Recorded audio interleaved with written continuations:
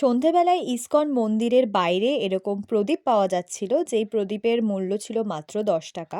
তোমরাও চাইলে ওখান থেকে প্রদীপ কিনে আর মন্দিরে দীপ দর্শন করাতেই পারো আমার মতন, আমিও করেছিলাম। সন্ধ্যা আরতির পর কিন্তু এই প্রদীপগুলো আর মন্দিরের ভেতরে রাখা যায় না, এই প্রদীপগুলো বাইরে প্রদীপ রাখার জায়গা রয়েছে, সেখানেই আমরা প্রদীপগুলো রেখে তারপরে গিয়েছিলাম। সন্ধেবেলায় ভোগ বিতরণ হচ্ছিল, সেখান থেকে ভোগ নিয়ে আর মন্দিরের যে গোশালা রয়েছে সেটাও একটু দেখে আসলাম।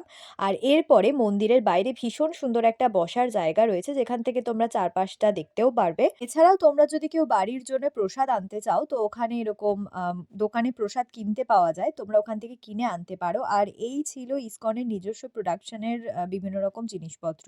আমার মতন সুগন্ধি প্রিয় মানুষ একটু ধূপকাঠি আর আতর এইসবই দেখছিলাম। ভীষণ সুন্দর সুন্দর কালেকশন ছিল। আর তোমরাও যদি ইসকনে যাও, আমি অবশ্যই তোমাদেরকে সাজেস্ট করব মন্দির চত্বরের এই দোকানগুলো অবশ্যই একবার ভিজিট করো। Thank you.